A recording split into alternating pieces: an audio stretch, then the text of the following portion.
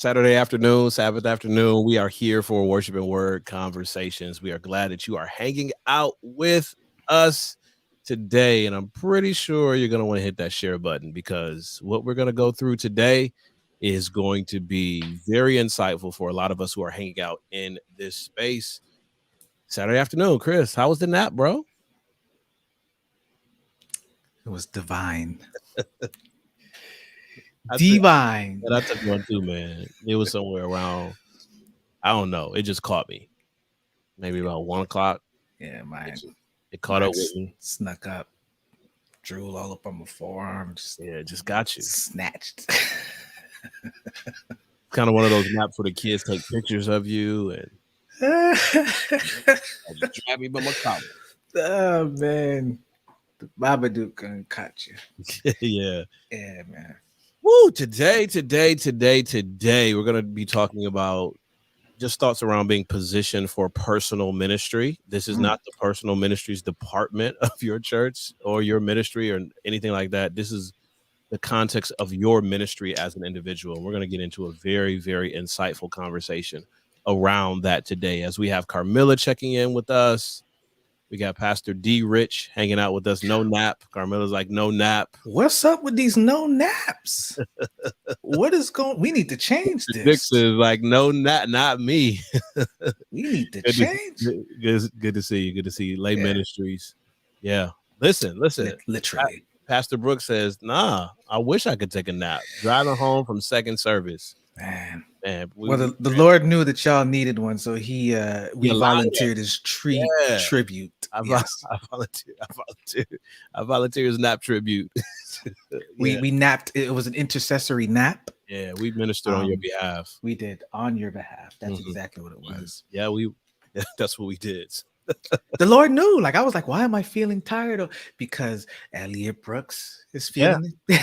I never needed a nap, so you had to take it on her behalf. Take it on your behalf. It's good. It's good. Oh yeah. Oh, Pastor Deaver said just left a senior resident home doing a worship service for about 12 residents. I caught a little bit of it on Facebook. Good to see. And that's one of the things talking about ministry today, but that's one of the pieces that we forget. We forget that there are spaces and places. And I think partially because we take a lot for granted. Yeah.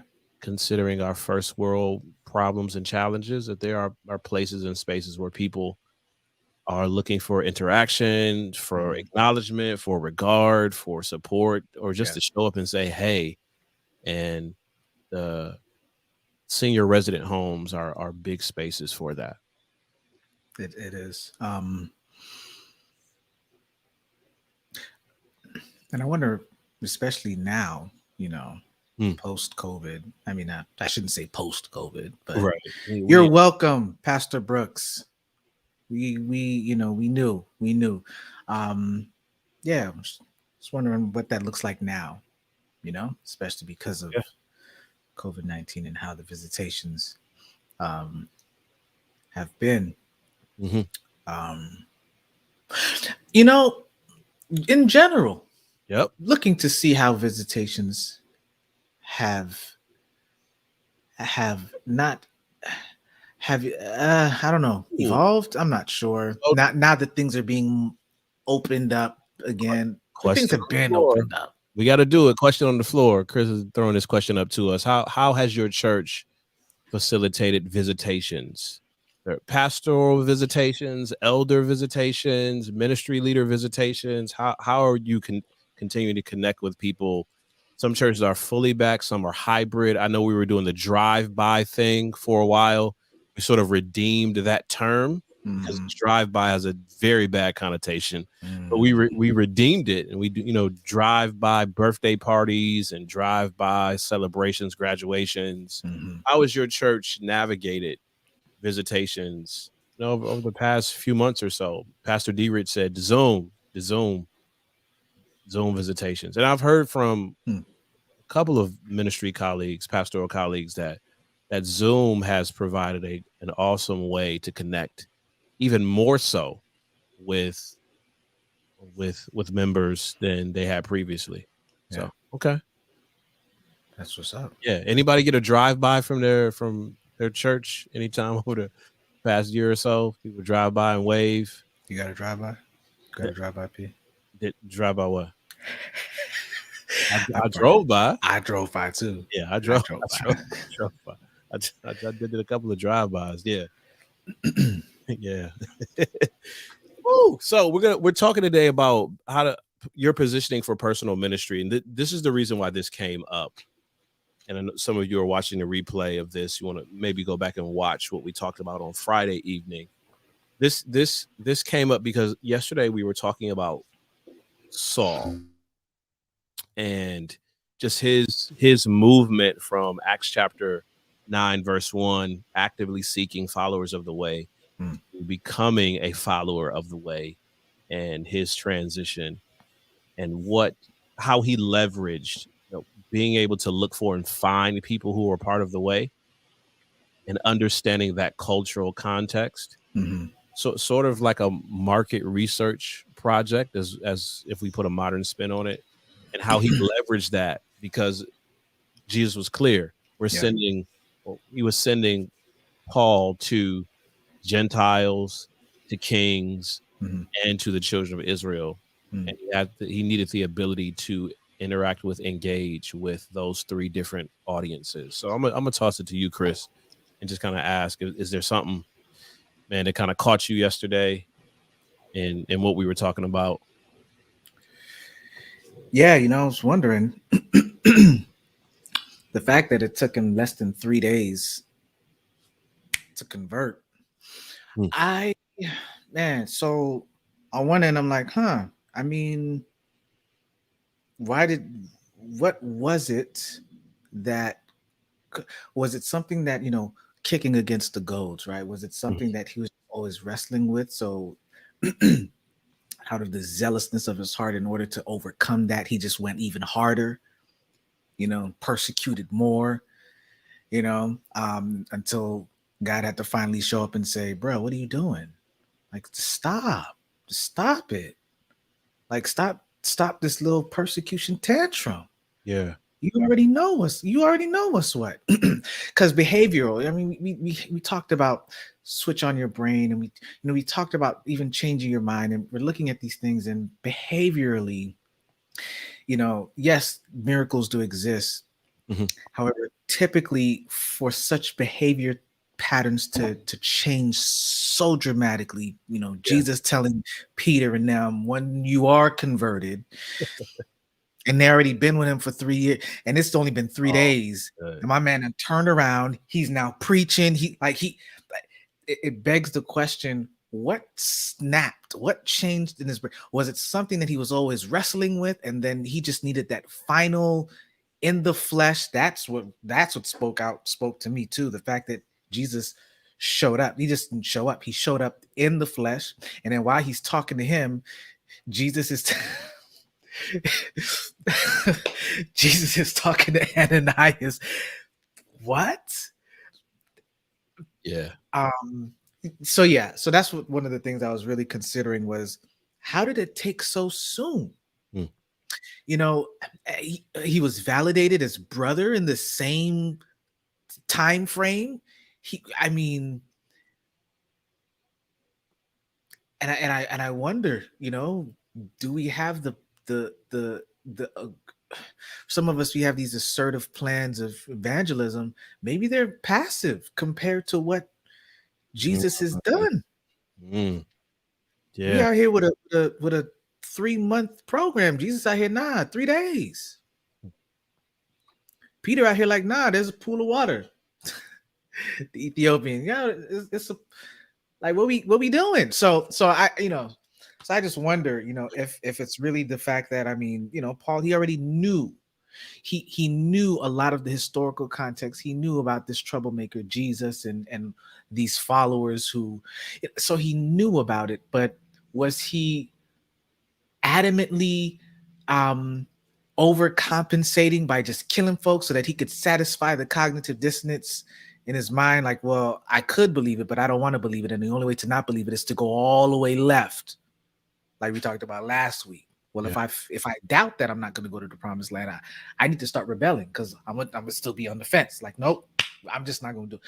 Or was it really the fact that he had a genuine, like, I am on this path? Jesus shows up and everything just switched in his brain. Hmm. Beta waves became alpha waves or whatever the waves are. Yeah. And he just said, "Joop, we here." I don't know. I mean, even when you add in the story of Stephen, right? Yeah. And it doesn't give us, we don't have the number of people that He heard a Saul sermon. ran up on. Yeah. But how Yeah. many times hearing, we Yeah. got Stephen's sermon as he's being stoned. Yeah. Number of people were saying, I believe in Jesus, or Yeah. no matter what, they're calling on the name of Jesus or whatever at the end of their life. To have that experience is one thing. Yeah. But then, yeah, I'm Jesus. Wait. This wasn't it, y'all. It wasn't in a vacuum. This conversion experience wasn't just because he all of a sudden just saw it. No, Stephen sowed seeds, and these other people who he's hearing tangentially or maybe even directly before, he's like, all right, bring him down, all right, stone him, for then the crowning moment of just his conversion experience was, okay, you've heard it, now let me show it to you. So some of y'all who are struggling right now, you might be wrestling. Yeah, that's okay. Your God encounter, because that's exactly what it was, is on its way. You still have a choice, but just know that we all get an irrefutable moment when we get to choose whether or not we want to do the way or not. He's not going to force us, but he does give us an irrefutable moment when you just say, yeah, I see what you did. I see. Yep. Absolutely. Speaking of irrefutable moments, we don't know how much our interaction with another person or groups of people contribute to that moment. So sometimes we have our encounter is a seed planting moment. It's something to think about, something to ponder, something to consider. Yeah. At other times, it's it seems like, okay, what we did in this space was like a thing to bring the person over, over the line. And it may seem like that in the moment, but we don't have context of all the other interactions and plantings and encounters that happened before then. Yeah. I think it's a great moment for us to consider how intentional are we with our interactions with people. And it might not be an instance where you're around somebody and you let out a prayer like, Lord Jesus, take care of me in this moment. But the interaction with a person, the demonstration of a Christ likeness, the character of Christ in whatever way. I mean, if we even look at Galatians 5, demonstration of the fruit of the Spirit, that connects with a subsequent experience that a person has. And as we talked about yesterday, you might not ever get credit for that. You might not get recognition for that. That was the other thing that stuck out. Just knowing your role. Yeah. And being okay with the fact that you could probably do just as, if not greater, right? With the gifts that God has given. Yeah, he's giving you the gift, but he didn't give you the assignment. Yeah. So Dr. Emil Peeler, man, this is one sermon, and I gave him all the credit when I preached that thing when I was in Andrews. I said it in the beginning. This message was adapted. Right work, wrong assignment. Yeah. Man, and that's what it is. A lot of us are running around. We got the tools, the right tools. We've got the work it's good, amazing. But you applied it to the wrong thing. D. Rich, it really gives credence to the reality that we don't know how our interactions can impact individuals for the kingdom. One planted, you out there with that 1 Corinthians. One planted, one watered. God gives the increase. Yeah. So preachers keep preaching. Ain't that from a song? Yeah. Teachers keep teaching. Yeah. Because you don't know. You don't know. And and as we, just look at what being positioned for personal ministry means, the way that we have constructed Let's go. church and worship it's almost designed for you to expect a one-hit wonder experience. It's not really designed for the sowing of the seed and for the no listen, don't get me wrong. I'm not saying stop all your ministries now. You already know me by now. Come on. But what I am saying is some of my feelings used to get hurt when I would preach and nobody came down to the altar. And then you became a man. It was only afterwards that listen. Only afterwards that people would tell me like, bruh, what you said today. And everybody has a different style, right? Apparently you trying to say you're not a hooper? Apparently my style keep people in their seats be like, dang man, God, what should I do? You're not a hooper. I probably need to be, but I'm not a hooper. I'm more on the Jeremiah spectrum. I have people be introspecting, like, you got the other people like, oh yes, I'm ready for translation. I'd be on the other side, like, dang, am I ready? God, I need. That's interesting because when we talk about, and Hazel talks about how Jesus showed up came directly for Saul, directly to him for him. Mm-hmm.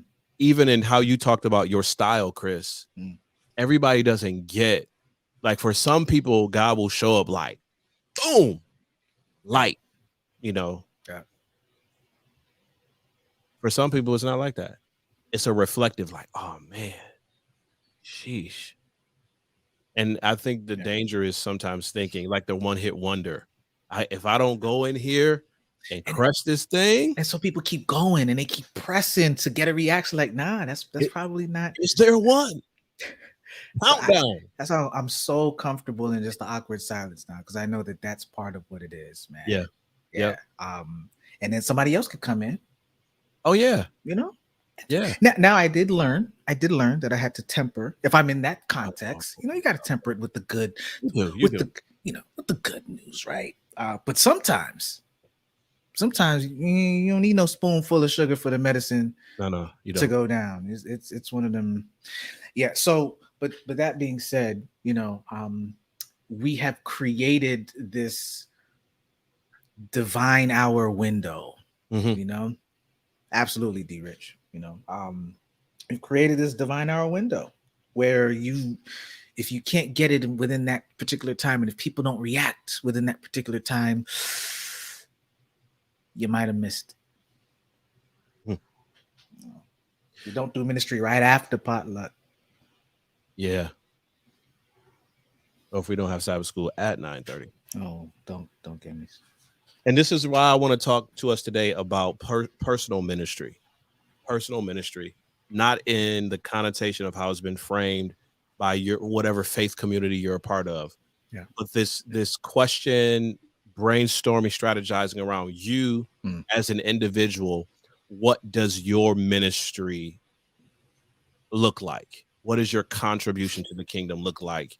Even detached from what your church or small group or faith community, detached from what they are doing. What is your contribution to the cause of Christ? And Delia says potluck can be a ministry if done right. Legendary potluck. Listen, because we talked about potluck done wrong yesterday, didn't we? We did, but potluck done right.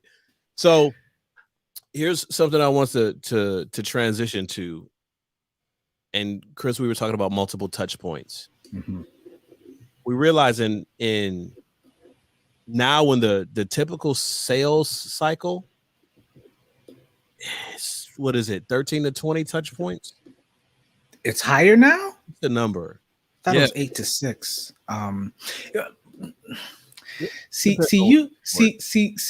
You on a different echelon now. The kind of clients.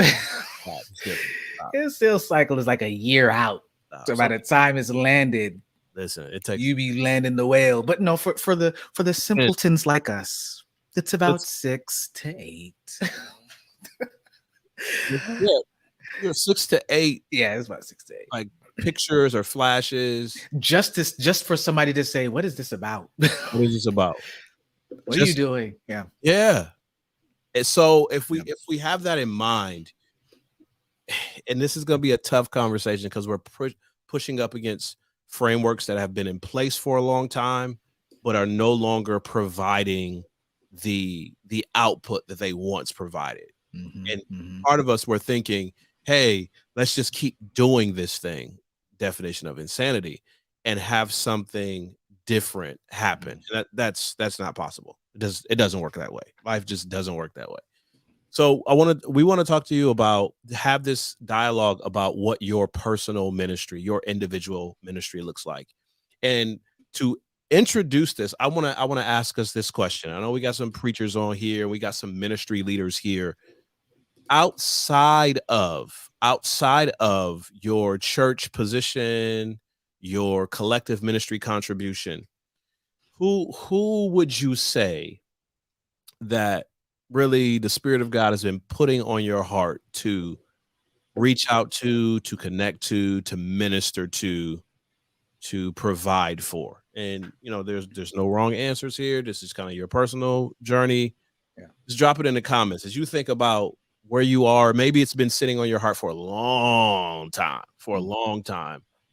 Who do you feel God is calling you to connect with? What type of person?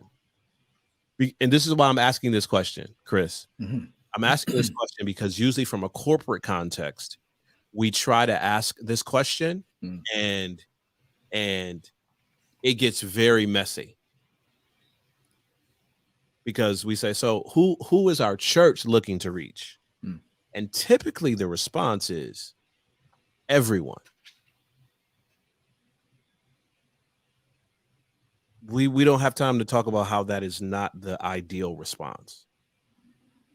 But when you look at your personal ministry, you as an individual, and I'm saying me as Pierre, Chris, D. Rich, Delia, Carmilla, when you look at you as an individual, what's a group of people that you feel like God has put it on your heart, or you've been thinking about ways to connect to this group of people? But I'm gonna let some time just kind of elapse before we move ahead, because this is so crucial. This is so crucial because, as D. Rich said, Apple ain't trying to reach everyone. Yeah, everybody don't got Apple money. Everybody don't have Apple money or willing to go into debt for Apple, because it's just a computer. Is it really just a computer? No, it's not. It's not. It's more than that. As my Apple Watch just buzzed. Yeah. Oh, so Rose says neighbors and coworkers. All right, so we're getting this conversation started. Rose, I'm gonna push you a little bit. I'm gonna press you just a little bit for the sake of our conversation. Chris is really gonna be driving the ship. I'm just setting him up because Chris didn't know what we were talking about until like 3 minutes ago. Y'all. I'm gonna stop this cycle. This is the last day, y'all. I'm breaking the cycle. The organic nature of it makes it so much better. Okay, so Rose, you say neighbors and coworkers. Neighbors and coworkers. That's still, for the sake of our conversation, we want to narrow that down a little bit because it's still a little bit broad. So when you say neighbors and coworkers, are you saying, okay, let's take your coworkers. For your coworkers, is it people who have just joined your organization? Is it people who are on the retirement side of your organization? Is it the males who work in the therapy space? Is it the females? Are we talking about senior managers? Are we talking about supervisors? Who, if you had to narrow that down? And even with your neighbors, is it all your neighbors? Is it elderly couples, empty nesters, first-time parents, people who live by themselves? Who? Okay, so Rose says, all right, so we got some numbers. In my immediate clinic, approximately 12 people. So the people in the locale of your clinic, 5 people coming from different backgrounds and contexts, but they share the experience of being in the clinic together. Okay, this is cool. Mm-hmm. This is cool. Mm-hmm. All right. So Pastor D Rich says young teenage boys, married men who are fathers. We have this theme of males Mm-hmm. and who may fit into these different categories. Okay, so we got a couple of these coming in, and some of you are sort of thinking and jotting down things and trying to figure out, so where are we going with this conversation? The reason why this is important is because from an effectiveness and strategy standpoint, we waste a lot of time, energy, and resources with blanket approaches. We have a blanket approach and we wonder why people don't show up. Have this blanket approach. So what I'm suggesting, and Chris will have points of disagreement and pushback on this. What I'm suggesting is that as we're having this conversation about your ministry, your personal ministry, that you get more narrow so that you can become more impactful. Saying I'm just trying to reach men, that's a blanket. And it's a lot of different categories that men fall into. So we got a teenage boy is different from a married man, different from a married man with a father, a married man who's a father. And the reason why we're saying this is because the needs and interests of this group of people, you'll miss them if you're saying, hey, we serving cheese pizza to everybody in the cafeteria. Yeah. Wait a minute. Delia knows this from the potluck standpoint. Oh, we just serving cheese pizza to everybody? Okay, what about the vegans? What about the people who challenge with celiac? What about the people who just don't like pizza? Are we just blanket trying to get everybody or a smaller group of people? All right. So D Rich is emotional intelligence in the men's group. That's a focus. Mm-hmm.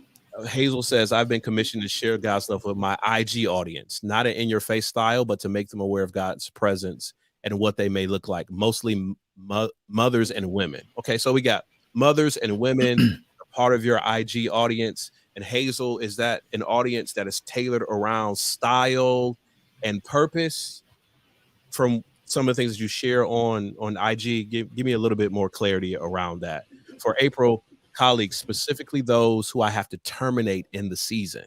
Man, super niche down there. Okay. Yeah. So we got some pieces to work with here as we're starting this conversation. D Rich says creating and cultivating separate, safe communities for teen boys and married men. So two groups as we're separating them out. So Chris, before we jump to some of the notes that we're gonna put on the screen, why is it important for us to have this conversation to get more nuanced and more targeted with who we're trying to reach as individuals instead of just saying, hey, I'm trying to get everybody? Well, you just answered the whole thing. You just yeah, but I needed a transition piece. Well, at the risk of being redundant, you market to everybody, you market to nobody. So you just don't have the capacity, the resources, and the influence you think you have to try to hit. You're not omniscient. Mm-hmm. You're not able to know everything about everyone, and you're not omnipresent. And with that knowledge to hit everyone at the same time with what you think everyone needs at the same time. That's not your job. That's not your job. It's not your role. It's not you don't even have the capacity to do it. Now, I'll just give you an example. Corporations don't even have that ability. As a matter of fact, when you look at the Googles and the Apples and the Facebook Metas of the world, the reason why there are smaller companies that are able to come up and to disrupt is because you may get to a point where you are able to start hitting me start using the word hit. Such a marketer target to stop reaching and connecting and adding value. You know, you may hit a threshold or pass a threshold where you said, I'm only focusing on this demographic, and I want to provide value as much as I can, put all of my resources, my intention, my time, my energy behind this for this group of people. And then eventually a halo effect happens. People tell other people, and people that you didn't even consider now also are coming in, and they're being well served by your ministry, product, whatever it is. And then you start getting big. You get so big that like David, you start to miss folk. So the Absaloms of the world will show up. And while you are on the inside of the kingdom, frolicking, because I mean, let's be real.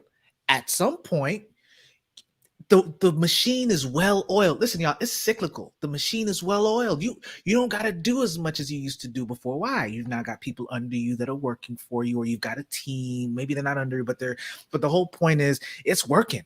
So what do you really need to do? Keep the machine going. It sound familiar? Institutions, keep going. Okay. So then you got the Absaloms that'll show up, and what they'll end up doing is, while you are deep inside of the kingdom of your well-oiled ministry or institution, your machine, still providing value, they'll show up at the city gate. So before people even get into or be able to experience you, they're at the gate hitting on folk, connecting, adding value, and reaching out to individuals who showed up for you. Disruption. They showed up at your door, but it was somebody else there waiting for them. Disruption. Yeah. And then it gets to the point where they are able to add more value. This is where the disruption is. Equal or more value for a lesser cost. That's what the disruption is. Innovation, disruption is not about something new and miraculous and it's so shiny that no, it's about value and cost. So they're able to access the same amount. That's why rideshare was so innovative. They didn't invent a new car. Lyft didn't invent something new. They don't have no inventory. They don't own anything. They leveraged the technology that was already there, but they made it more accessible. And it was cheaper. Now there are other issues now on the other side where workers are now like, but that's a whole nother story. Point is, that's where we're at, y'all.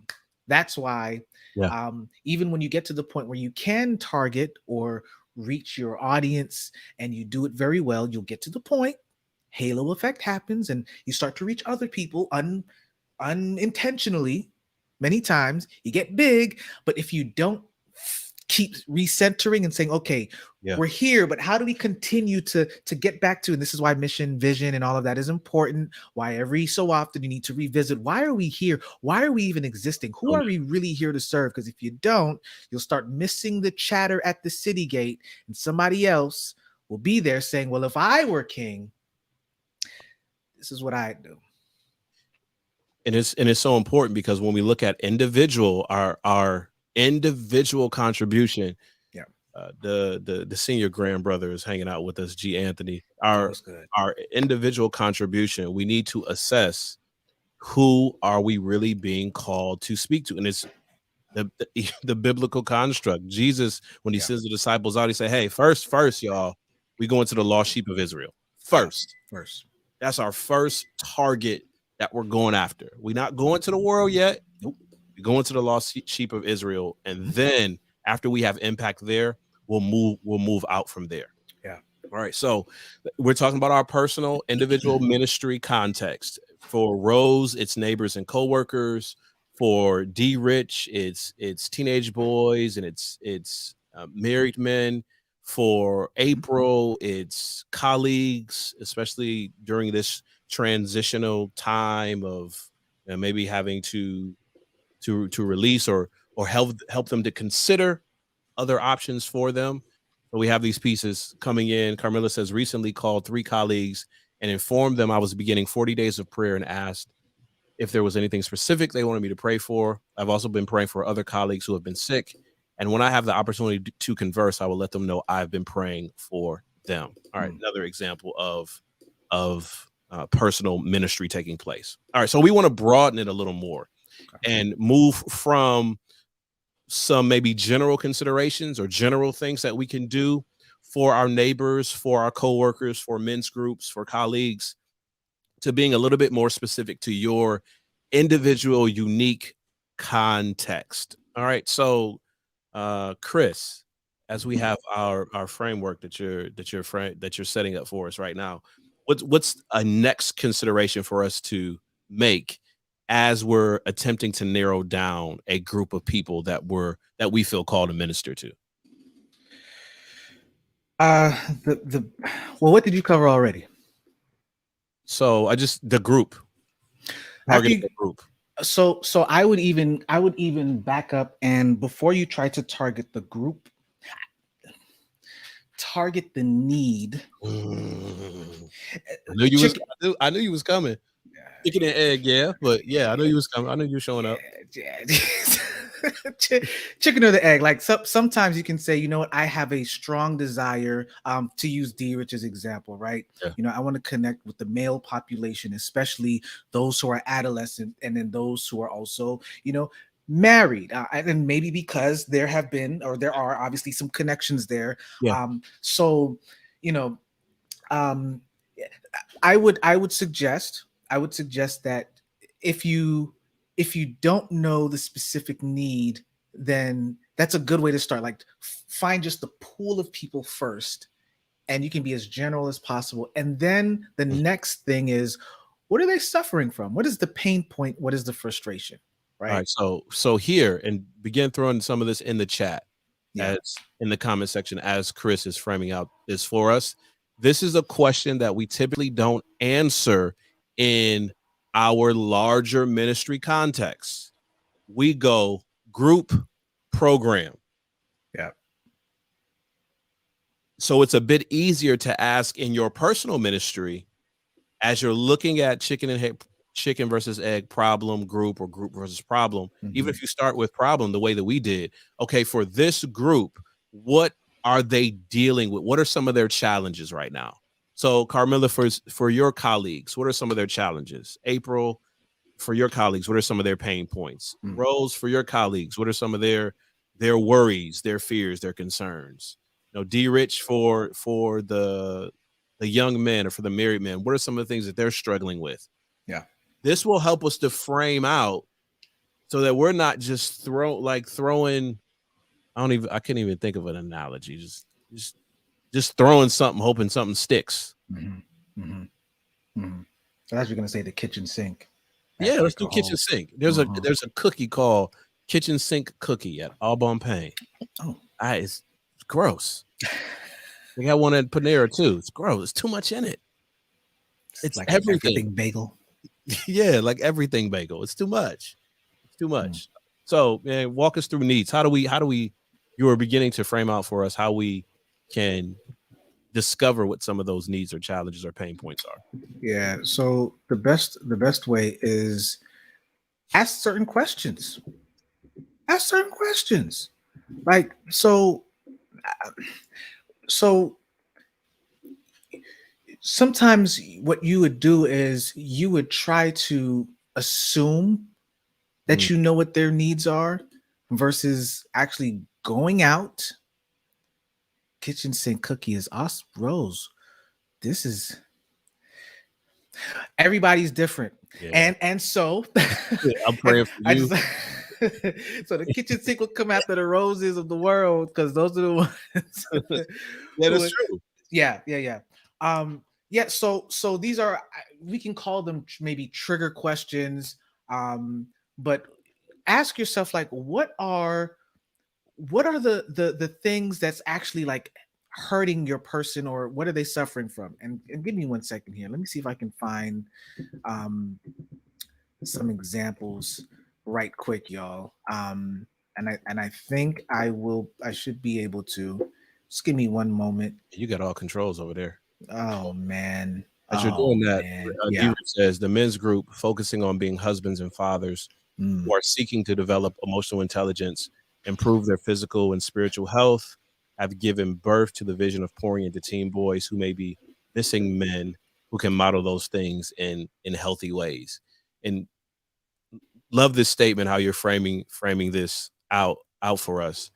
One of the things that I would overlay is the question of why would that be important? Why would a husband or a father seek emotional intelligence? Yeah. Why would they want to improve their physical and spiritual health? Yeah. Why would they contribute to the vision of pouring into teen boys? Yeah. Can I so I'm going to go into some of these questions, but then I'm going to back up and go back to the why, because it's going to come a point in time when you're going to have a hard time with your group. And if you don't have why you're doing it, it's going to get really, start with why. Mm-hmm. Simon Sinek, many of y'all already know. I think it's still the second most, if not the first most popular TED Talk, I believe. It's up there. Yeah. So here's some pain points. Here's some trigger questions that you can ask. Now, this is from a business perspective, but you can still use this to start to understand who they are. Listen, the biggest problem that most companies have and most people in ministries have is they assume, they try to sit in a box in a room with a think tank with nobody who even looks remotely like who they're trying to help. Mm-hmm. Because they think they know, they live in the neighborhood, or they visited the neighborhood enough to know who they. No, you got to get out of the room. Stephen Blank talks about this, or Steve Blank. Get out of the room, get out of the office, get out of your building as a CEO, and actually ask the questions. Yeah. So here are a few questions, y'all. The first one is, what makes your group, your demographic, your target market, and I hate to use those terms because it just sounds so businessy, but what makes them feel bad? Like, what are their frustrations? What are their annoyances? What are the things that give them a headache? Right. So that's the first thing. And I think I already mentioned, what are the pain points? It's good. It's good to start there. Here's another one though. How do they define something that's costly?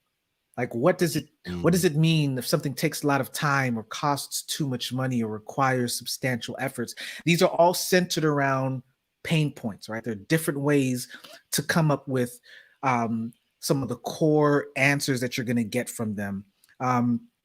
Another one is, what are the main difficulties and challenges that they encounter? Sounds the same, sounds a little redundant, but sometimes you got to ask the same question in a different way.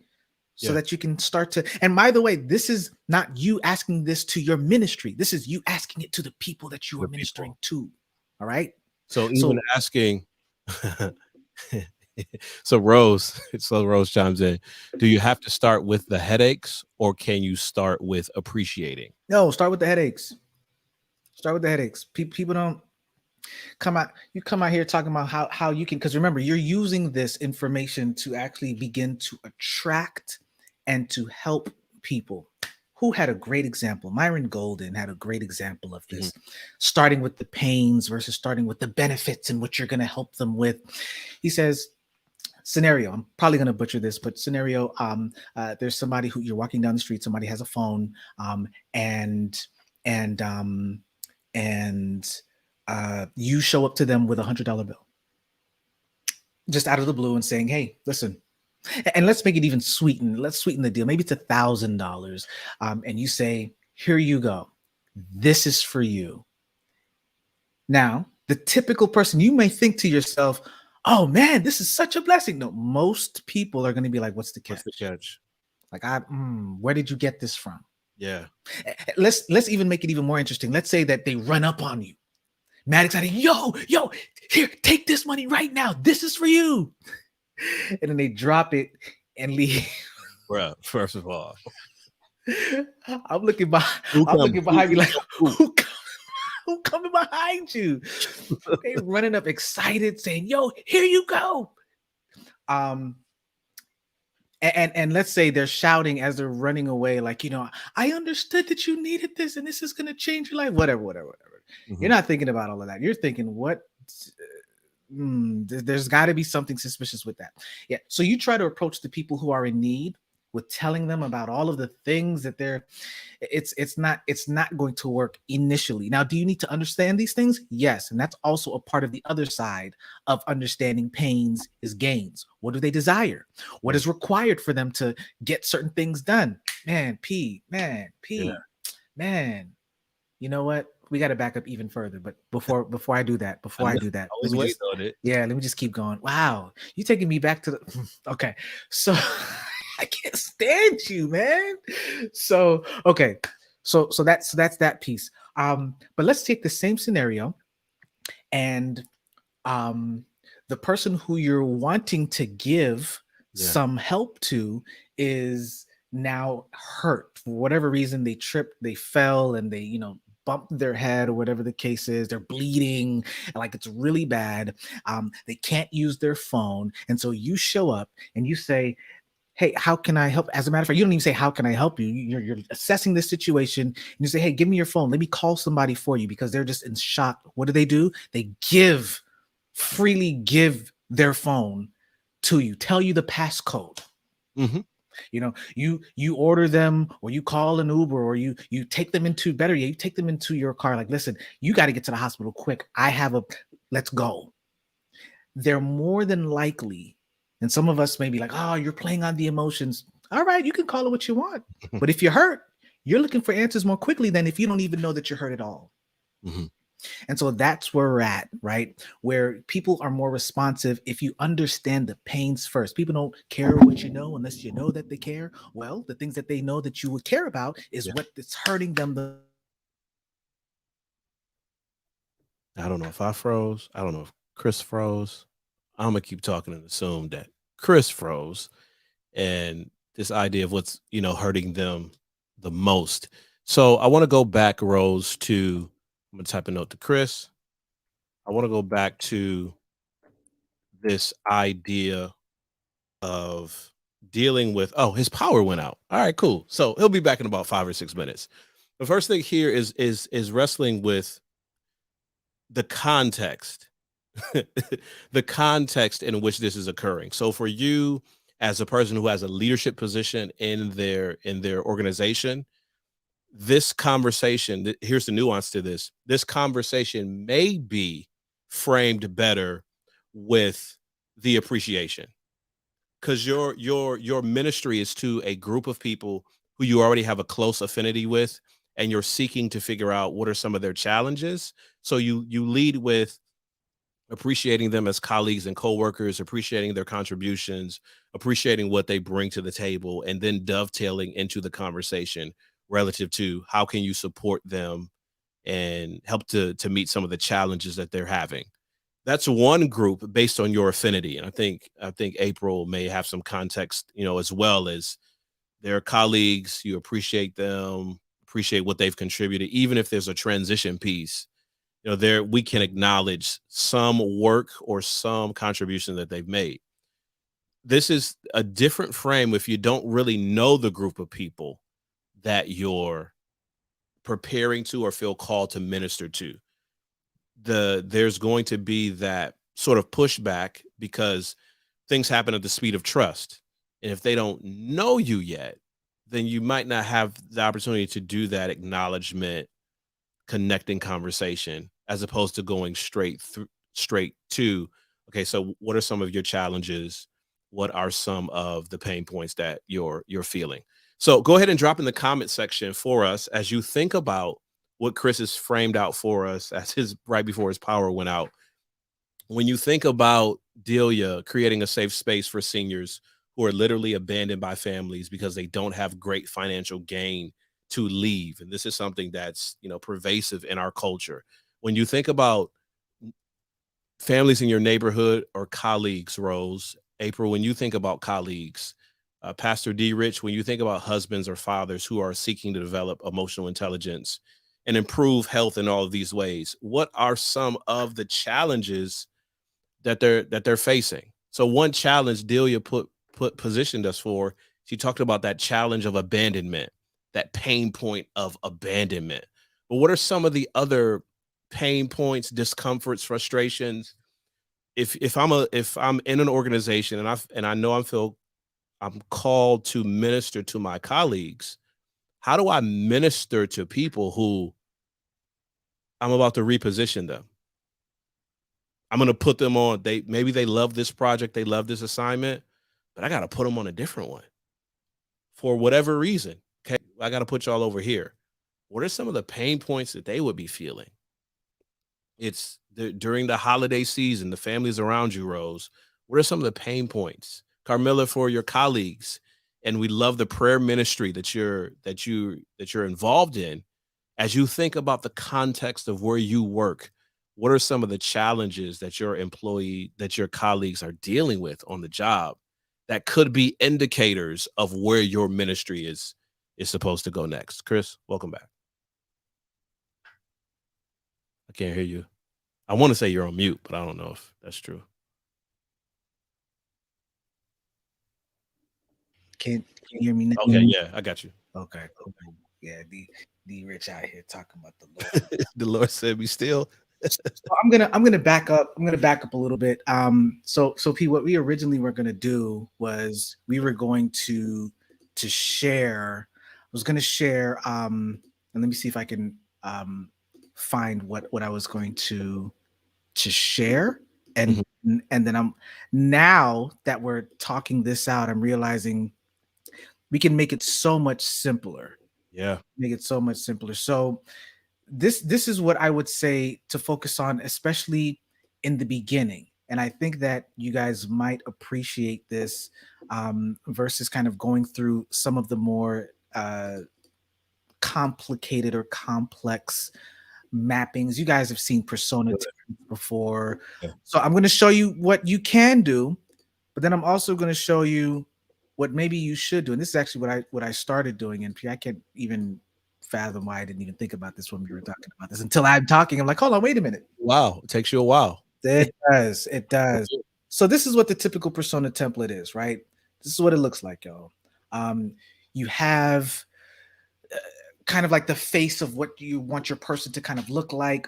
You go through all of these things. What are they interested in? What are their goals? The things that they're shooting to achieve. Now, you can do this contextually. What are the goals for this particular thing that they're trying to do? Right. Goals in life, right? I would suggest that you keep it as close to a certain context as possible. I'll go to another thing there and show you that. What are the pain points? Most times it's to that goal. What are the motivations for that goal? What are the needs and the expectations, the things that they would need in order to make that goal become a reality? What and here's like more of the general, like what technology do they use? What social media platforms are they interested in? Because from D Rich's perspective, teens are different from adults. Yep. Maybe I don't know. Things are different now. I don't know. But brands and influences definitely will make a difference in age as well, though, right? So there's that. What kind of content are they? Wall Street Journal or People magazine, right? Like so what are those? And I think that this one should have been I think like additional challenges or something like that. So this could be like an other box, right? So this is one way to look at it so that you can get a good look at just what, and y'all, if you just literally Google this, you'll there's so many different versions of this. It's not something that's unique to, me or Pierre or Worship and Word. This stuff is out there. Underneath here, you'd put in age, where are they working, what's their education level, where are they living, are they single, married, divorced, widowed, that information. So that's one way to approach it. Here's another way, and this is where we really get into the UX stuff. They don't really show you this. They're not going to show you. You can Google it now, but they ain't really going to show you what this is. This is really to help you to flesh out what would this person tell you if you were to talk to them so that you can get a snapshot of what they're looking for. So this is called a user story. It's called a user story because it's for a very particular use case, like a very particular thing, a book, an app, a store, a product, something. And so what you're doing is you're getting very specific here, and you would say as a blank, right? So who is that person? Right now, in this case, it's usually used, work related. So it's like, what is their role or their job title? But it doesn't have to be that. It can be their role in life, like as a mother. Yep. I want to, and then you look at, and it says here, a feature or an action. What do they want to do? What needs to be done so that I can desired outcome? Y'all see that? So that's the user story.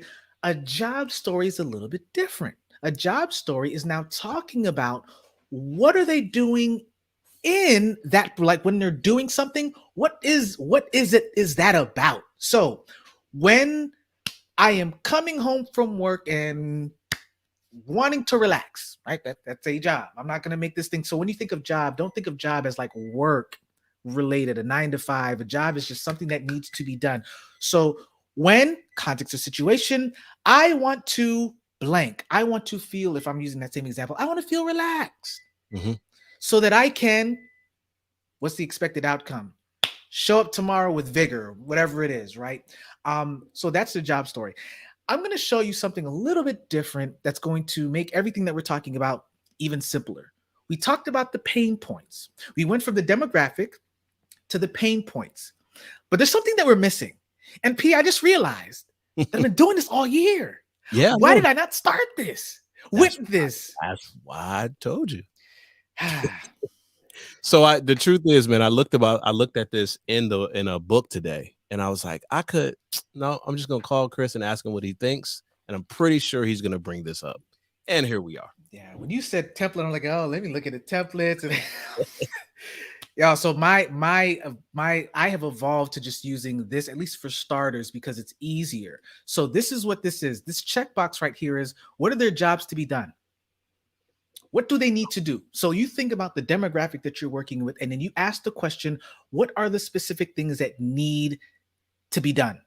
Now, hey, Chris, let's pull one. Okay. Let's pull one from the comments. Okay. Co-workers who feel overworked and underappreciated for their effort.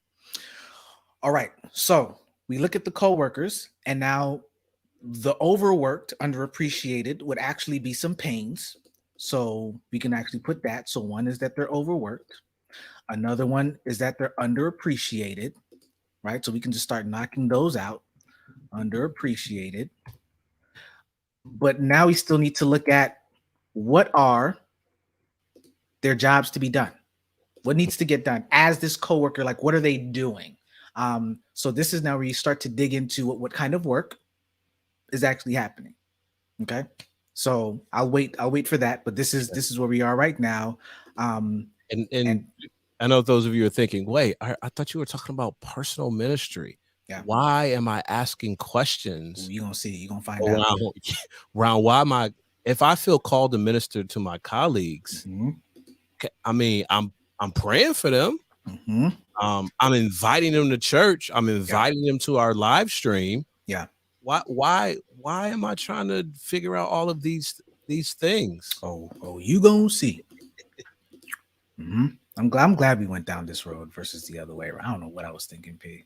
So I'm gonna pull a couple of these from the comments as well. Carmela says she hears his colleagues dealing with workplace stress. Okay. No trust in leadership. Okay. As well as health issues. And let me just tell y'all, from people who are in this space, who work with people, who work with organizations on these things, there are just some stuff that training and workshops can't help with. It needs even if it's not called that, you don't have to label it as me doing personal ministry in my workplace. Right. There's just some stuff that trainings and certifications and workshops, it needs your presence as a minister to provide this in your workplace. Absolutely. Without proselytizing. Yep. So for D. Rich, it's the men who have unknown or unaddressed trauma from childhood, stronghold of the habits or thinking they have been socialized by. Yeah. So are we going with the coworker situation? Yeah, because Rose gave us some jobs to be done. Okay, cool. So let me switch back over. All right. Go, Pete. Read these out to me. Let me reshare. Oh, it didn't. Hey, why did it come up? Give me 1 second, y'all. Okay, we back. All right. Mhm. Read them out to me, Pete. Treating patients, Okay. learning new skills, Hold up.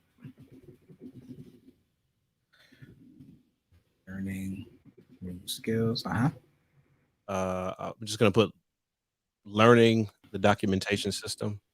Okay. Rose, you can correct me if that's off. Okay. And communicating with referral sources. Okay. Cool. Add these in here. All right. So we've got a few now. Now, quick question: are these pains directly connected to these jobs to be done, or were these pains different from a different example? So I think we have a mix of pains here. The workplace stress, no trust in leadership, and health issues were challenges that Carmilla's colleagues were dealing with. Okay, so so what we want to do is we want to make this specific to. Oh, Rose says it's the same. Okay, cool. If there are any more, let me know. So when I do this, we usually push to get 20, 30, maybe even 40 of these little post-its in one little area, y'all. Yeah, it's wild. And then we have to stratify what's the most. Okay, cool. So before we even get there, here's the next one. The next piece, y'all, are the gains. So okay, so let me back up just a little bit. Oh man, P, you got me in the bag now. Wow. Okay. Why do you do? There are different kinds of jobs to be done, right? There are functional jobs to be done. So this is functional right here. There are social jobs to be done. How do they need to be perceived, or how do they feel they need to be perceived in the workplace? Do they need to be perceived as someone who has authority? Or so there are also emotional jobs to be done. I need to attain peace of mind, whatever that is, right? And then there's probably a fourth one, can't remember it right now. And that, I think that speaks to when you talk about the social piece, where Rose put the example of neighbors feeling overlooked by the efforts of maintenance that they've applied to their homes. A social construct. They want the perception, feeling like, I've put a lot of time and energy into my home. If there's a beautification committee, or if there's an HOA or something like that, where I want to feel valued in the effort that I put into this area. And I know some of you now at this point are thinking, oh, I got all these ministry ideas now, simply by thinking about it in a different way and slapping some Post-it notes on the screen, right? Instead of just starting with, hey, here's the program that I want to do, for this group of people. And get specific with these pains, y'all. Don't just say, oh well, because here's the thing. Once again, if the pain doesn't hit, you're not gonna commit. I tried. You try. You're usually pretty good at that. I know. It didn't click. But this is the point, y'all. This is the point. You are building out or mapping something from someone that actually exists. So if nobody resonates with that, it's because you either have a very, very unique, like super, maybe you're too niche, right? Or a super unique case where it's like not many people are really really connecting with this, or this just doesn't exist, right? So think about the kinds of jobs to be done. These right now are just the functional, which is cool. Nothing's wrong with that. But here's what's going to happen. You also now want to look at the gains. So Rose, since we're going to use yours as an example, there are different kinds of gains. There are required gains, right? What are the things that need to happen because of these jobs that are done? Like if I learn a new skill, what is a gain from learning a new skill on the job? If I'm treating patients, what is my gain from that, right? So there are required gains. There are desired gains. These are gains that are not necessarily must-haves, right? Every job to be done needs a must-have, right? That's a gain. Yeah. But there are then desires that are connected to these gains. Communication with referrals. So you're connecting with these new referral sources. What's a desired gain from that? But then there are anticipated gains. Those are not necessarily desired, but kind of like a nice to have, right? So here's the thing, y'all. And Rose, start thinking about that, because we're going to put at least some of them on here. this is really going to give you a sum total of all of this. This is just another way, it's another approach of doing all of this work. And if Pastor Brooks is on here, he probably knows we've looked at this process. He's like, yeah, I know what this is, because this is a simple way of just looking at all of this, right? So think of the gains, P. I can't see right now, but if she's dropping them in, just let me know and I'll pull them up. But this is the core of what your person is. Don't get sucked into this. It's easy to try to just create a nice little map and you look at their interests and their goals and their pain points. If you got two different people, your neighbors are going to be different from your coworkers, which means that you're going to have likely two different ministries. And your coworkers, I think April put an example for us. Your coworkers who may have to transition out of the organization during this season are different from our coworkers that are transitioning to the organization in this season. So what they need from me as a minister are two different things. Right. And if you guys are like, well, I don't know who it is, this is the time to even explore the kinds of people that you want to help or you want to connect with, and then you dig in and you talk to them. What do you guys have to do? What are you frustrated with? What are the things that you want to happen because of you getting these jobs done? This is a job to be done oriented approach. So you're looking at this not from, and you remember we talked about, you got to focus on the gains. The pains. You're focusing on the pains because you're looking at first, well, what do they need to get done first? There is no pain if there's nothing that needs to get done. And so that's how come we're backing up, y'all. We're backing up because before you even look at, well, what's hurting you? Well, what are you trying to do that's causing the frustration to begin with? So, for example, my pain is, I'm using D. Rich's example. Every time I talk to my family, I get into an argument. That's a pain.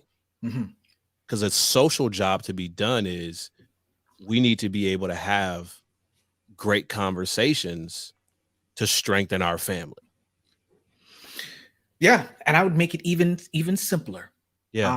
Because the great conversations to be have would be part of your ministry. Teaching. Yeah, that's good, Chris. Yeah. So I just need one gain here, and I'll even just put an example here. So if someone is learning new skills, maybe one of the gains that they're wanting to do, wanting to have is maybe they're looking for a promotion. Maybe another one, as they're treating patients, is they want to feel valued, right? Feel valued as a healthcare professional. Learning the new doc system maybe creates more efficiency in the workplace, and with that efficiency, you actually now get you're able to treat more patients. Maybe so remember now, all of these though. Every one of these should be connected to a specific job to be done. And I'm not going to get too technical here, guys, but all of that to say that when you're doing this, you shouldn't just have random gains and you don't know how the gains connect. Right.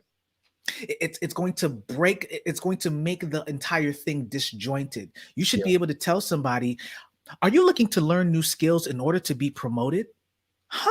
You just narrowed down somebody just right then and there. Yeah. How about this? Are you looking to treat patients so that you can feel more valued as a professional, but you feel overworked? Yeah, I just used 3 cards that pinpointed one particular person. As a matter of fact, we can take just this one right here, treating patients overworked or underappreciated and feeling valued. And that could be one area right there as a ministry, y'all. And the reason why this is so important, y'all, is because, if we think, and this, I know we're talking about personal individual ministry, but if we go out to a church context, a lot of times when we're marketing or sharing with people about what our church provides, we talk about a gain, but we're not attaching it to a job to be done or a pain. So we'll say something like, do you want a place where you can experience authentic worship? Okay. But how does that help me in my jobs to be done from a social construct from a spiritual construct, right? And how does that connect to a pain that I'm having in my personal life? So I'm offering something, and this is what I was talking about, even the blanket approach first. I'm offering something, but I'm frustrated when people don't respond but I haven't even thought through what that is connected to. Yeah.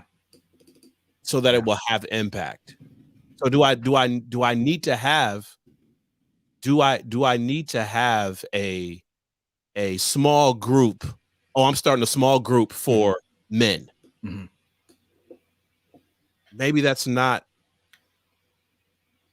if I've tracked it, maybe that's not something that my group of people need. Yeah. Maybe they need one-on-one conversations, or maybe they need frameworks on how to have or role play scenarios where they could talk that might not fit in a larger group context. Yeah. We got to back down from, I got a great program idea, or I got a great thing I want to do for my coworkers. Right. We got to back down to what actually is going on with them. When you narrow that down, this is where the ministry resides. Let me just map it out right now. I'm just going to say it and then show it to you. This is where you would have a product or service, but in this case, I'm going to call it a ministry. Mm-hmm. Yep. This is your service. This right here is what's called the gain creator, right? This right here is called the pain reliever. Why is that important? If all you can do is just know how to talk about their pains and their gains, but you don't have specific ways of saying how you're going to increase what they want, then decrease what's hurting, and then use the product or create a product, or in this case, ministry, that does that, your ministry is not going to last very long. Your ministry will be a program. Classic example. Oh, you dealing with this in your life? Oh, you just need to come to church. Yeah. So let's do this. Let's just take the one that we talked about. You want to talk about feeling valued. You want to talk about those who are overworked. And you want to talk about those who are wanting to treat patients. All right. All of these are connected to the one that we saw before. So in other words, this ministry part is connected to its job to be done. The gain creator, obviously the gain, and the pain reliever, the pain. So what would be the easiest one usually to start off with is the pain, y'all. Easiest one here. What would be a pain reliever for somebody who feels overworked? Now you can suggest a few things. Reducing the hours, finding a replacement, or finding a have a friend, she has a startup, she's created this tech platform that allows RNs to sustainably swap out and to recruit other people for their hours without it affecting. I'm butchering it, but the whole point is she found a way that it can happen within an actual company, especially now for healthcare, as staffing and people who are understaffed, and it's an efficient way of getting slots filled, basically, right? So anyway, all of that to say, how are you going to suggest, or not even suggest, how are you going to relieve the pain of someone feeling overworked? Now, maybe it's not an on-the-job situation. Maybe you can't fix the hours for them. You're just a ministry and you can't really show up on the job talking about she needs to work less but still get paid the same amount, or he may not be able to do that, right? So what can you do then? Maybe it's not on site, and maybe it is on site. Do you show up? This is where you start ideating. Do you show up with a happy truck? So whenever it's time for their break, there's this space that's there for them to, I don't know. But you now have to start thinking about, what are these jobs to be done here, and what would be the pain reliever? Oh, and by the way, and you're gonna have to, chime in whenever this is important. Start to stratify what is the most severe pain. Right. So here's what you want to do. There's going to be a bunch of pains. If you do this right, you're going to have more than 4. You might have 40. And so you start thinking about what's the most severe pain. You think about what's the most relevant jobs to be done. And you think about what's the most significant gains. Why is that important? That's important because you, just as we talk about, you try to market to everybody. When you get these done, you want to start hitting the ones and attracting and drawing the people who have like, yes, that's my job. Like that's the most relevant thing to me right now. Cool. Now you have a segment of individuals here that you can now focus more of your time and energy to. Yep. But the other thing too is if you hit on an irrelevant job to be done, even though it's a job to be done, but it's not as relevant, you might not really reach them. Even though they are in your market, even though they are in your segment of people that you're trying to serve, they're like, yeah, that's a job, but it ain't that deep for me. I ain't worried about learning a new document system. I want to be able to treat people like that. That's my thing, right? So, so do that. Focus on that, but focus on getting the pains and gains and all of that done. But then start to rank them. What's the most? What hurts the most? You start with what hurts the most. Don't try to hit on everything. Start with what hurts the most, and I'll tell you why you want to start with what hurts the most after we do this. So, so pain reliever for feeling overworked. P, what should we do here? And by the way, use trigger or use action words here. So I'm gonna add this here as well. So you want to use words like for pain reliever, you want to use words like reduce, minimize, eliminate.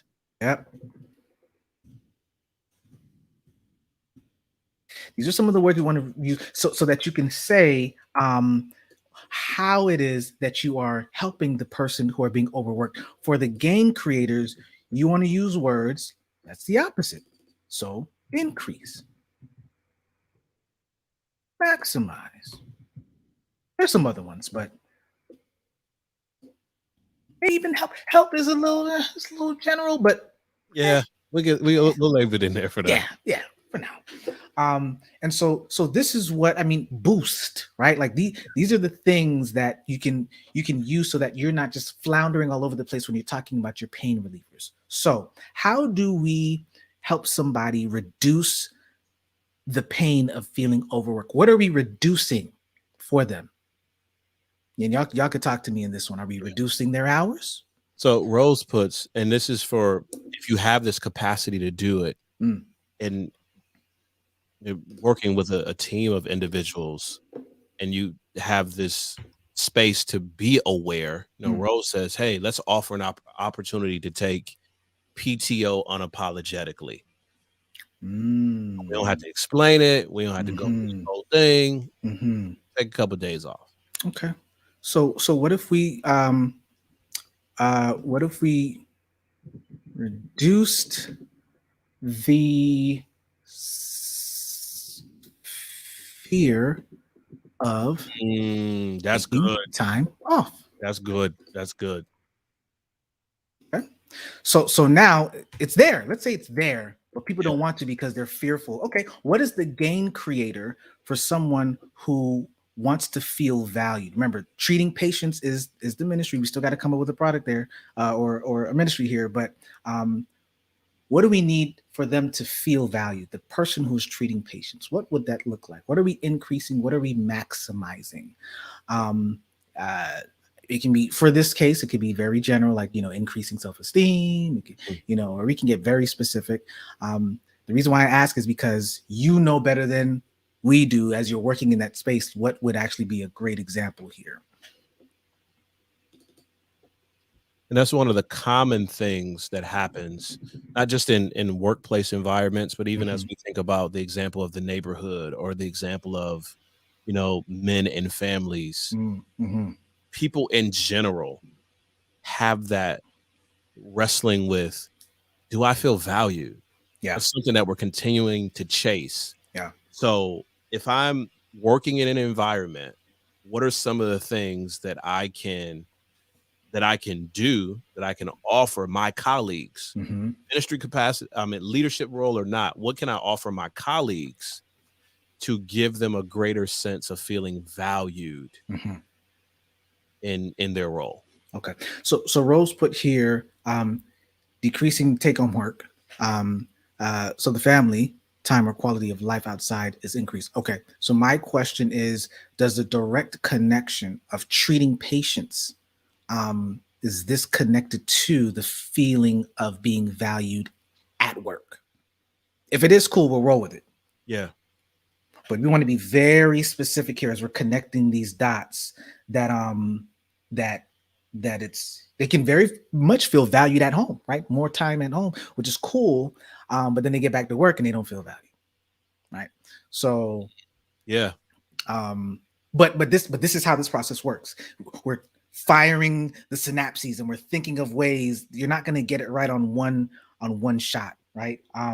So Lino had a great one here, helping workers use PTO to maintain work-life balance and maximize fulfillment. That's also a great one too. Mm-hmm. Now the question is, how does this, if we're going to use the feeling valued piece, there has to be a game creator for that. This is the reason why. You have to go back to identifying that this person wants to be able to treat patients, and let's just say at their best. Let's even put it that way, right? They want to treat patients at their best, but they feel overworked, but they want to feel valued. Yeah. So the flip side is this ministry, and we'll figure out what that is going to help them to reduce the fear of taking time off and to increase whatever that is for the PTO. And once we get that, we can then hit on the third piece here, y'all. So, but this is good, and it takes some time. This is not something that's rushed, but. And this is important that you said that, Chris, because a lot of times we think the first pass of my ministry idea is what I should just run out there and do. Exactly. Oh, I see, all the leaves are down. Yeah. It's fall. All the leaves are down in my neighborhood. Yeah. I got it. I'm going to rent a company. I'm a contract with a company. I'm going to do all the leaves on my street and make sure they get up all the leaves. Well, what about the person who that's their exercise? What about the person who is a little skeptical about who comes to their house and does work for them? Yeah. What about the person who has a special way that they care for their lawn? So I just I saw a need. I'm feeling a need. I'm doing a ministry. Yeah. Well, I mean, now we getting here. Now we getting somewhere, P. Ooh, she said treating patients is second nature, but the documentation. So look at what we just did now, P. Yeah. Let's go back here. We just added another pain.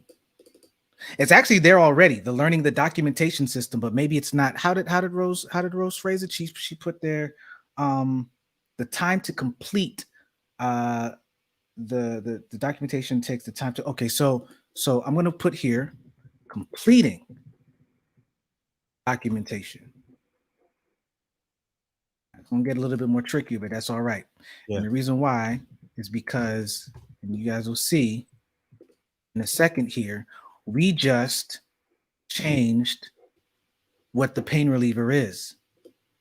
This may not be the most significant pain reliever. The most significant pain, if the most significant pain now is documentation, then the most significant pain reliever is going to be, I can put it here, hold on, completing documentation. And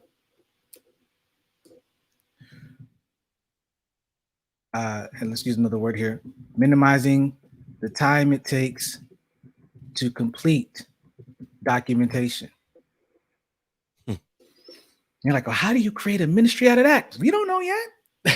But what we're doing is we're mapping out what is really hurting. Yeah.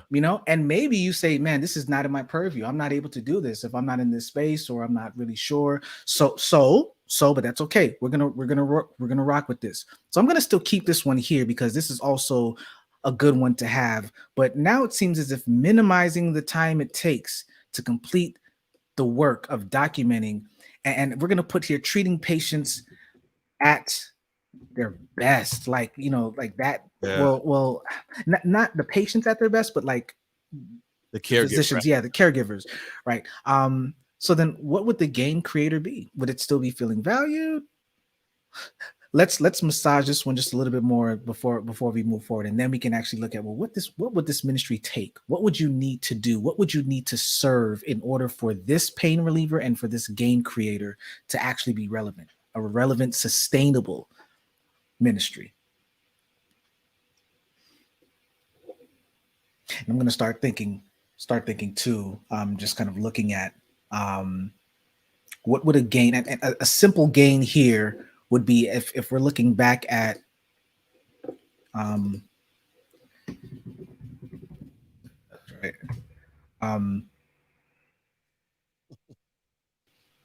If I'm seeing like the required gain of being able to treat patients at their best, this actually may not be the most significant gain. Me being able to treat patients at my best means that I perhaps will need to have more time to do it. That's one of the things that I was thinking, maybe something to do with time. Because if my documentation process is cumbersome, it's too convoluted, this is taking away time, or I'm rushing through it, then my frustration is dovetailing into when I greet a patient, when I get through, or maybe even I'm not completely focused on the treatment plan, because now I'm thinking, okay, now I got to do the documentation, and then I didn't finish it, so I got to stay longer, or it's messing up my hours, and I'm kind of stuck in this crazy cycle. Oh, Pete, that was good, but I like what Rose said too. I totally missed this. Increased motivation to be present at work. Okay. I think, okay. Yeah, that's good. I think we find it. So I'm going to keep that up there for a second. So we're going to put here as a gain then. So the feeling valued, just for the sake of brevity, we'll also put here motivated. Present, being present was another one that she put there. So I'm going to put that there as well. Yeah, all related.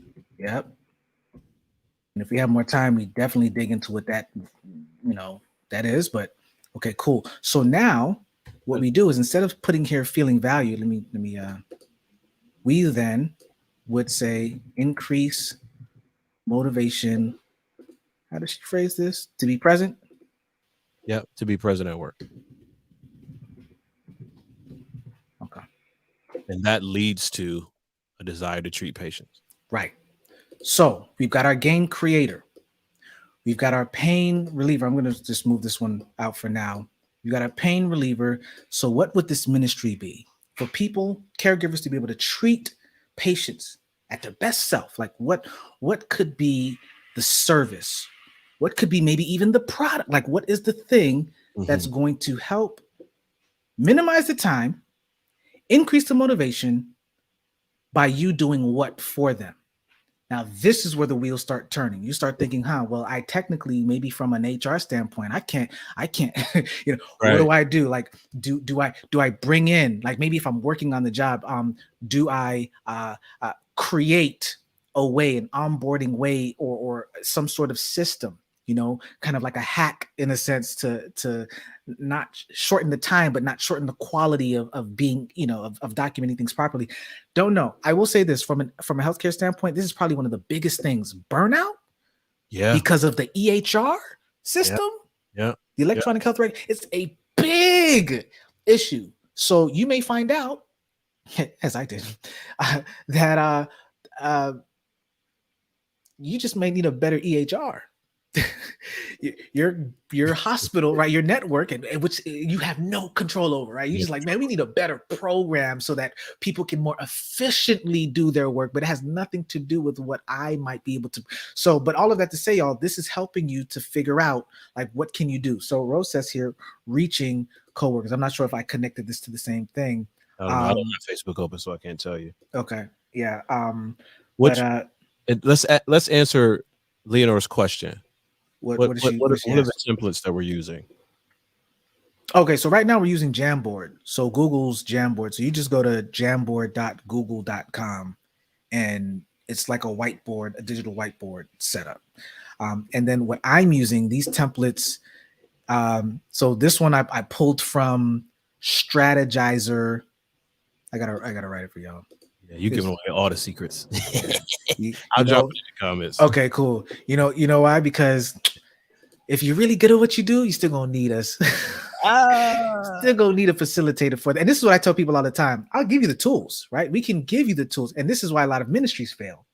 They want to hold the keys to the things, but they don't realize that if you are good at what you're doing, at facilitating and helping people to do it, they'll know who to come to in order to actually get it done right. So, you know, but yeah, all of that, y'all, this stuff is free. Like it's not even, Now, if you real deep into it, like me and Pierre is, you start buying the stuff and the courses and stuff, and that's what takes us to the next level. But that's for another conversation. All right, y'all. So it's already 5:37, but I want to just take a look back. So we looked at who are we trying to serve, and here you can actually start looking at maybe even labeling. Like maybe this is, you know, healthcare professional suffering, or just say with burnout, right? And why is that going to be important? Let me tell you why this is important, y'all. Because you're going to get to a point where now, once again, with the ministry, we got to figure out, well, what would this ministry be? What are we trying to do with helping our burnt out healthcare workers? Maybe it's because, you know, I'm just looking at this thing of minimizing the time that it takes to complete documentation. Like, what does that look like as a ministry that would, you know, come in, or if somebody who is a healthcare worker who's there already on the campus or on site, how do they do this without it feeling as if it's not work? Can I burst somebody's bubble? Go ahead, bust it. Your work just very well might be your ministry. Come on, one more time, man. One more time. You're probably envisioning that your church is now going to come to this site and probably set up this whole booth and pray with people. While these people aren't looking for, they're not looking for prayer. That's not their pain point, y'all. They need to complete the documentation. So doing great work is ministry. So if you're a legit ministry, what you would do is, a legit church, what you would do is, who are the insiders that are already there that is closest to the individuals who need to complete these documentation? How do we get one of our people who are in this space from our church in this space who's on it?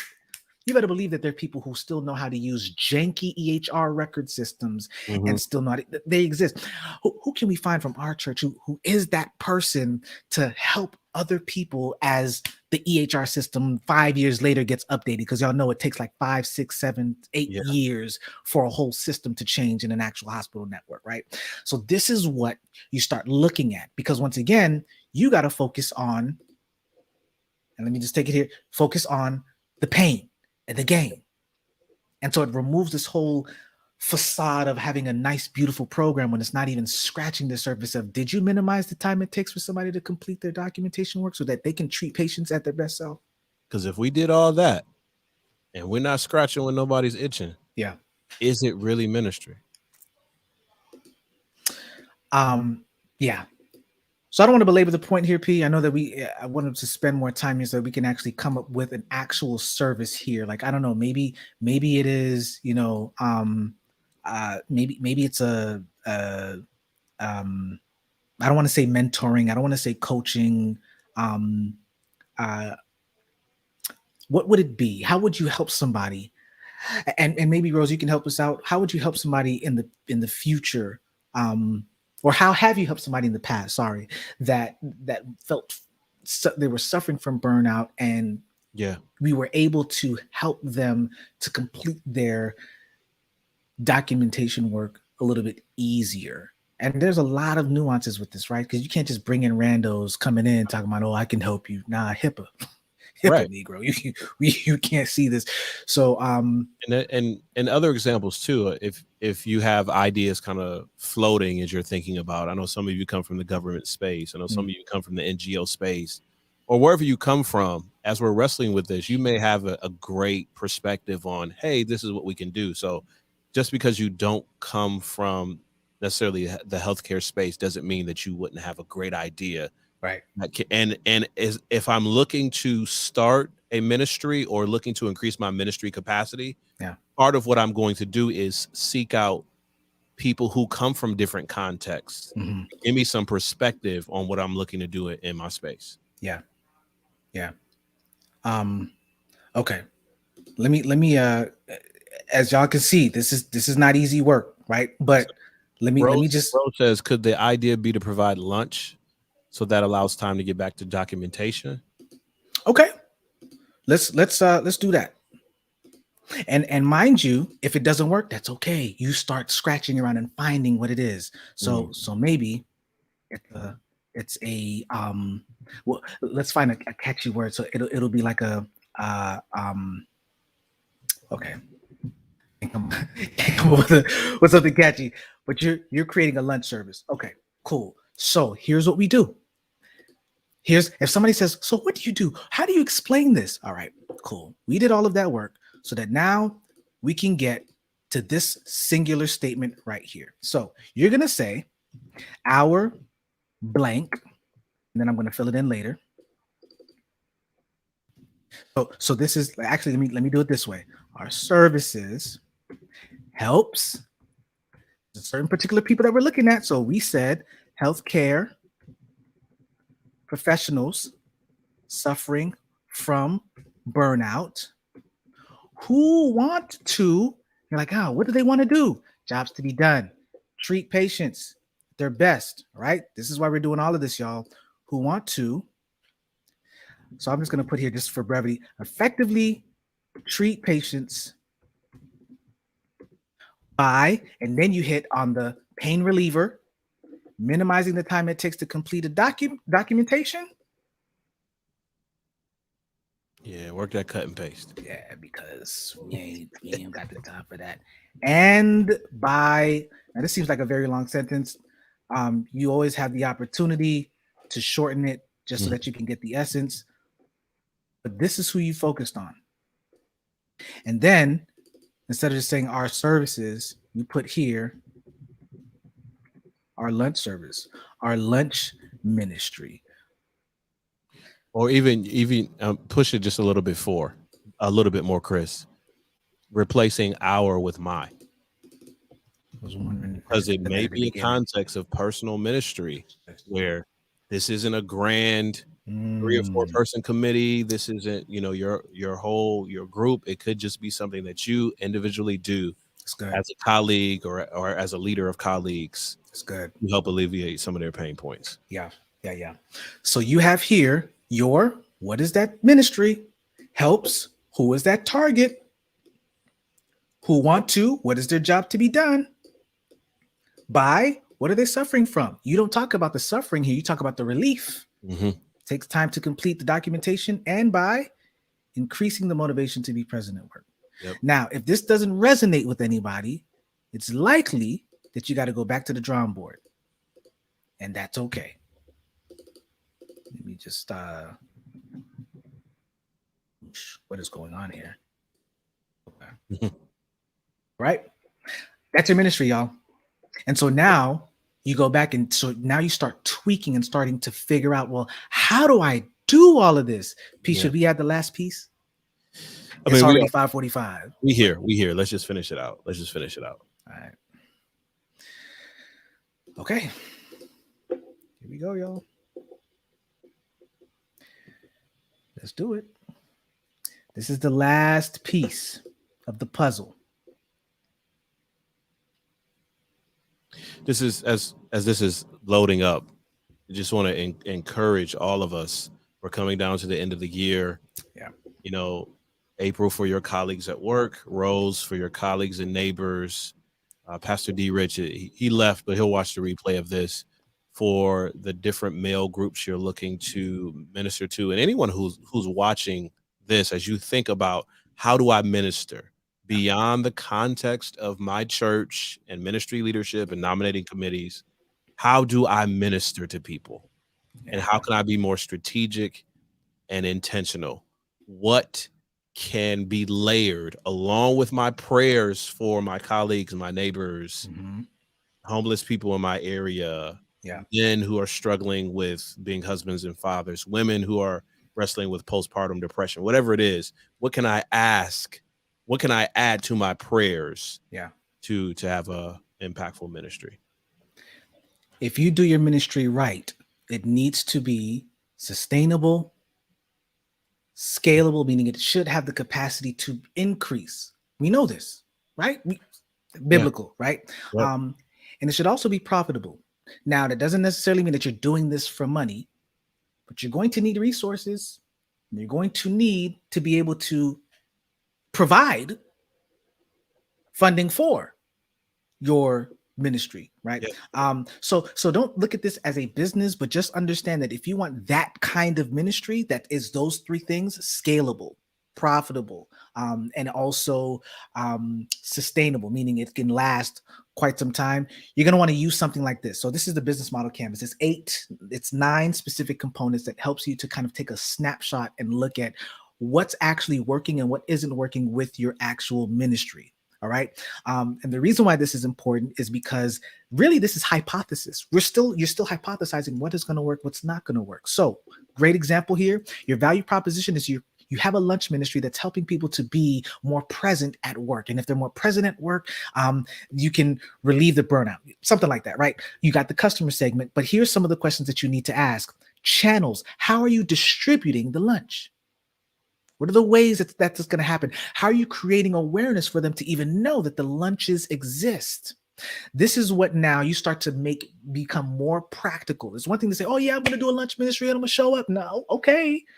But how do you create the awareness? How do you help them to evaluate whether or not it's something that they want? How do you deliver to them specifically? Mm-hmm. Do you show up with lunches or do you have a fund that's set up where you just set up with like Uber Eats or something and they get to choose whatever the ideas are limitless, but you got to figure out what works and what doesn't. Customer relationships. Here's the next piece. And then I'm just going to quickly go through the others.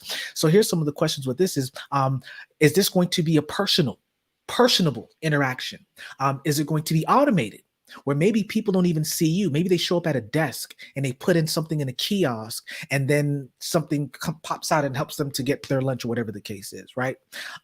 So that's what this is. How are you engaging with people in this lunch ministry?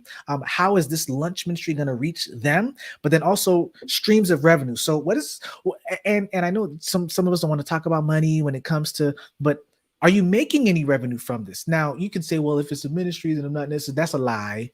Don't do that to yourself. Don't sell yourself short. No.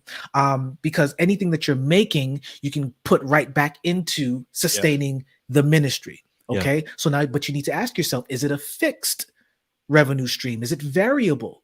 You know, are you showing up every day knowing and understanding that this is what you're charging for this ministry? Or maybe you're not charging them anything, but it's got to come from somewhere in order for you to be able to give it to them for free. But these are the things you got to look at. Okay, so that's on that side. On this side, you got to ask yourself, what am I going to need? Key resources. What am I going to need for this thing to really come off the ground?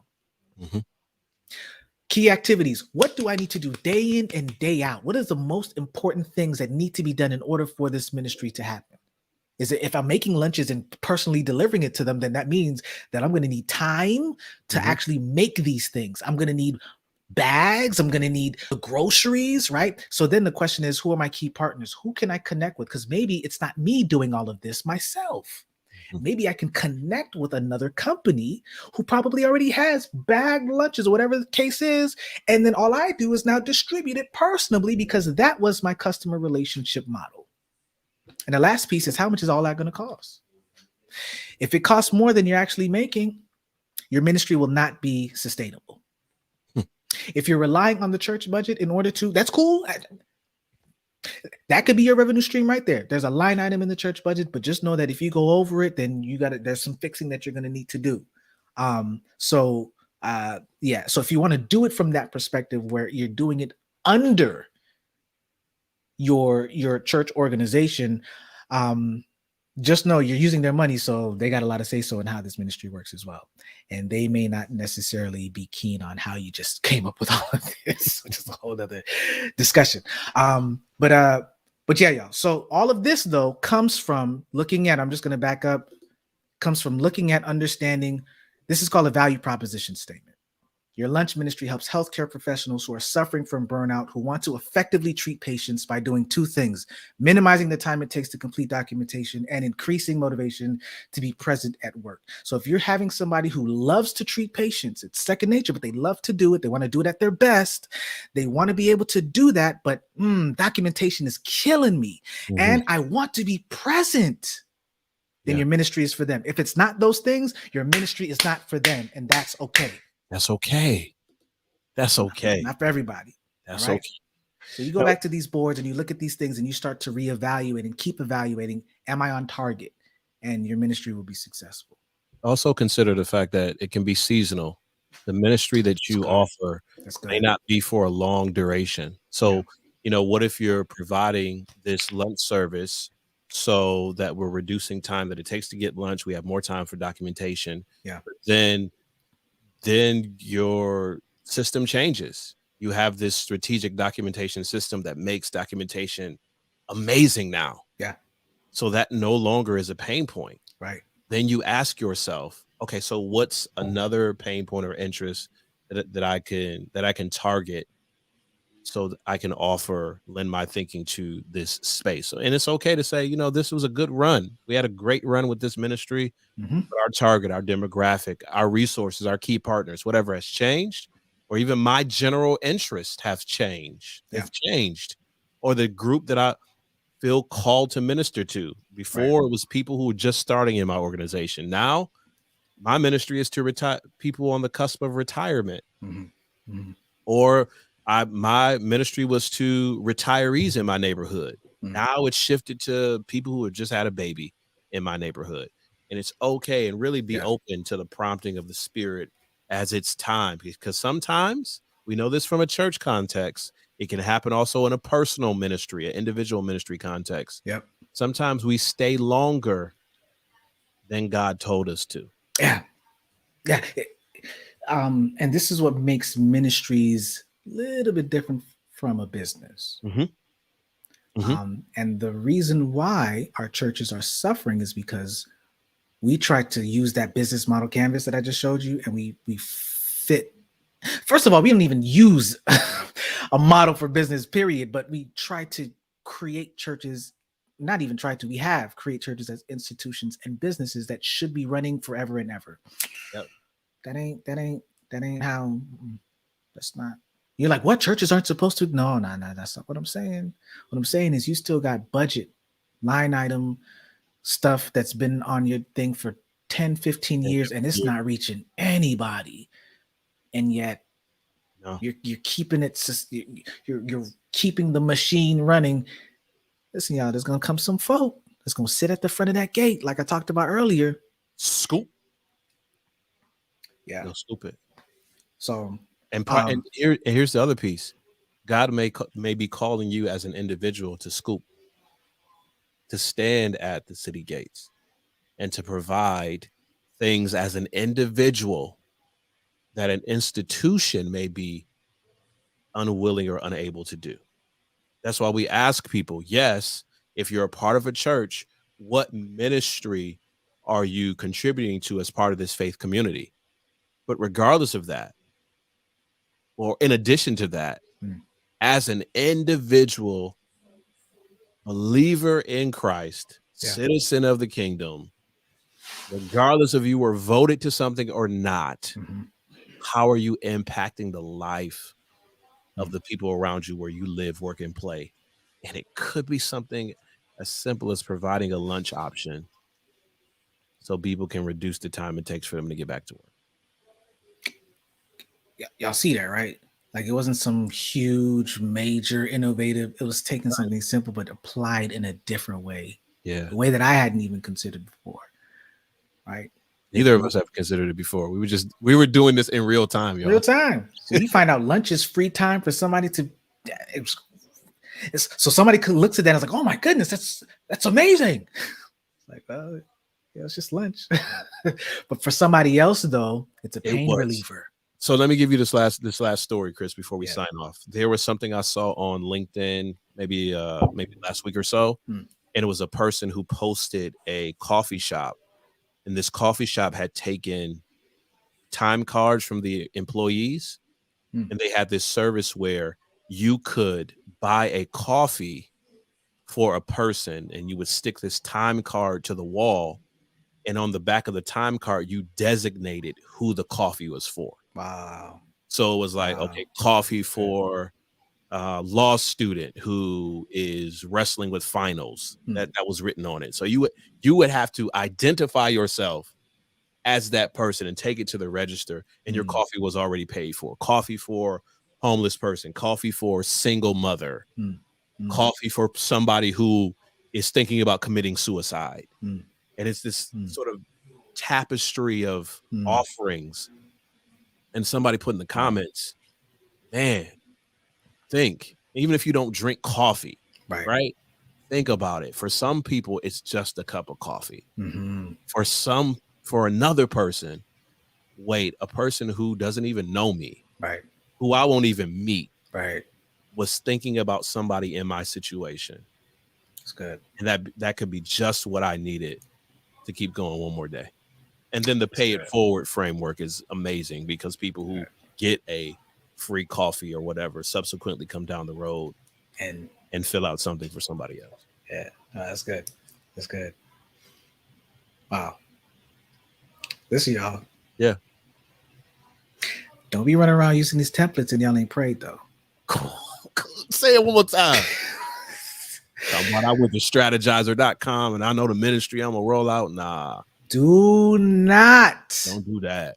Come out here. Don't do that. Thinking you can just make plans and not submit to the one who's going to ordain your steps.